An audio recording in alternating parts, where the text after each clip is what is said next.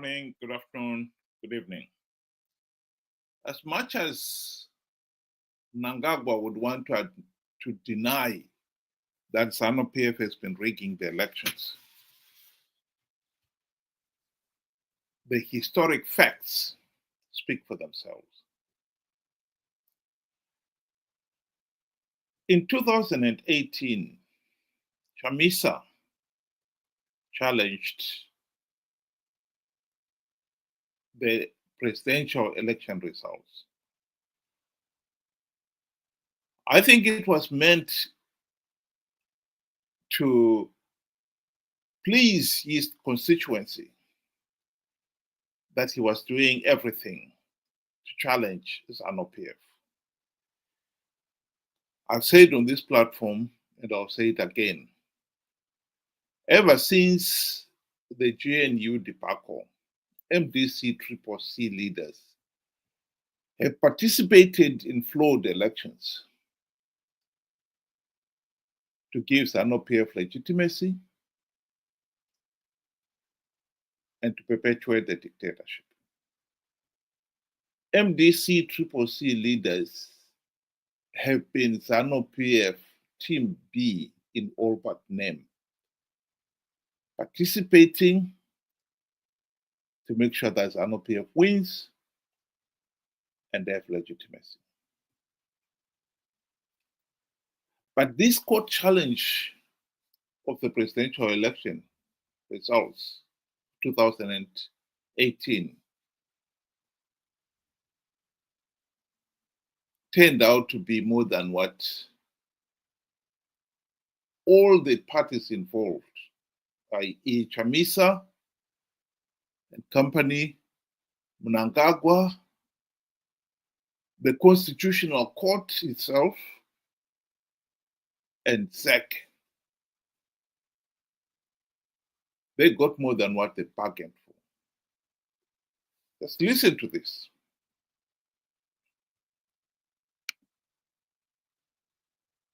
Then there is the issue of identical polling results. There are at least 16 polling stations with identical results. Identical results for Chamisa, identical results for Mnangagwa, identical spoiled votes. And in all those places, Mnangagwa not only wins, but wins big. It's like a kid was playing with the figures. That, with respect, is not how an election is conducted. We'll now give the opportunity to Mr. Kanengoni. The Zimbabwe Electoral Commission cannot be taken to task to say, why is the voter turnout in my central at this particular level and not at that particular level? Voters behave the way they do. No one knows why. Maybe behavioral scientists may be able to answer the question if they study it. Mr. Kanengoni, there's the averment that several polling stations showed identical results. And the simple point we make is that there's no need to be theoretical about it. We have the returns. This is something that happened. We show you the returns. And we've put the returns for 2 of those polling stations here to illustrate the point. You say it happened? Yes. But in his presentation, Pofo says it's actually 16 polling stations where the identical results. You heard it? Yes, we did. Even in the affidavit, they put a bit more of the polling stations there. But we chose this to illustrate to the court. But for the rest, it did happen. It did actually occur.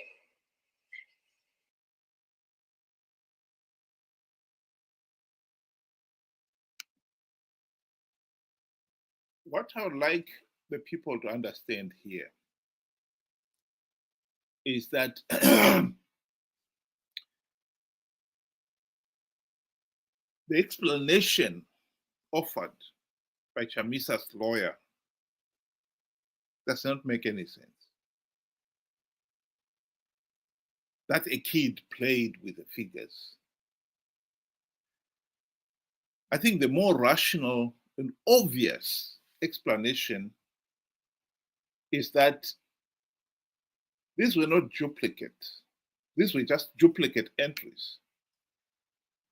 You cannot have 16 polling stations in which 2 or more polling stations have identical results, identical number of votes for every one of the candidates. And the most important thing here is that Mnangagwa, in all those 16 cases, scored big. The rational explanation is this V11 was entered twice. These V11s would have been entered more than once. That's what makes sense. And it was done for what purpose? To top up Mnangagwa's votes. Mnangagwa need to be winning and win by a certain percentage. And what better way, what easier way than to enter all those V11 where Mnangagwa was winning big. That was the rational explanation. And in the court proceedings, Chief Justice Malaba asked Chamisa's lawyer why they had not asked to have the ballot boxes, which they had every right to do, in all those 16 polling stations opened. You can duplicate an entry of a V11 form, but you cannot duplicate a polling station complete with the sealed ballot boxes.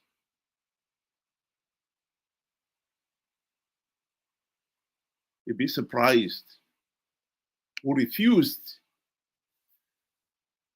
to have the ballot boxes, the sealed ballot boxes opened. It wasn't the Zanu PF or ZEC or the court system itself. It was Chamisa's team who said, no, we don't want. The argument of Chamisa's lawyer was, we don't want to drink from a poisoned well.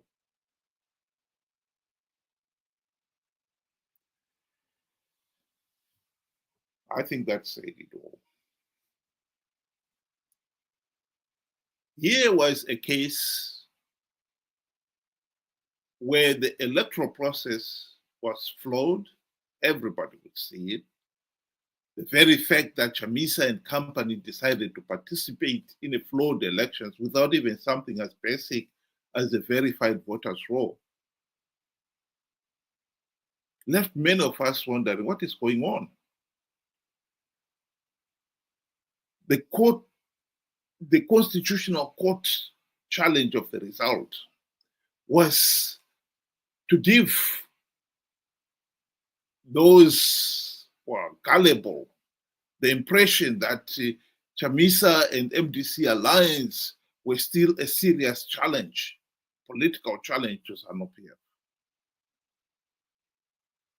I think what they had not reckoned with is something like this coming up. The 16 identical polling station results.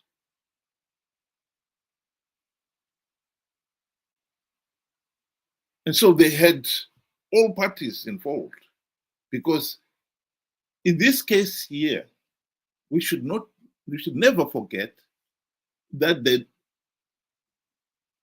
fact that the electoral process was flawed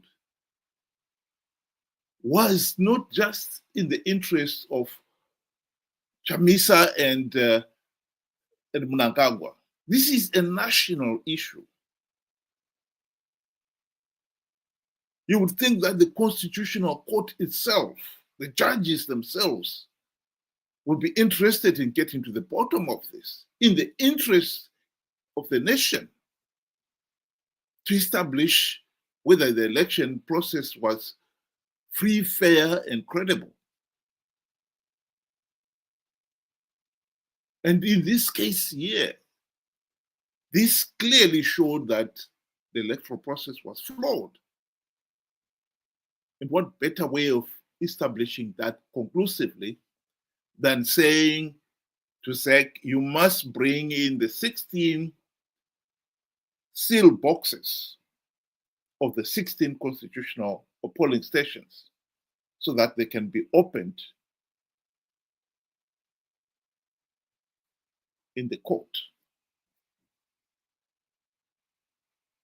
Of course, they would not have been able to produce 16 polling seal boxes because you cannot duplicate a seal box.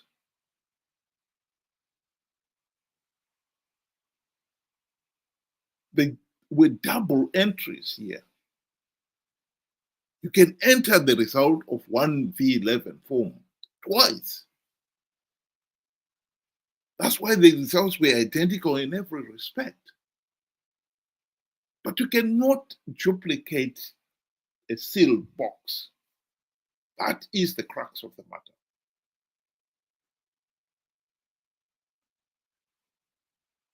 I think this will go down in history as one of those moments when the truth came out.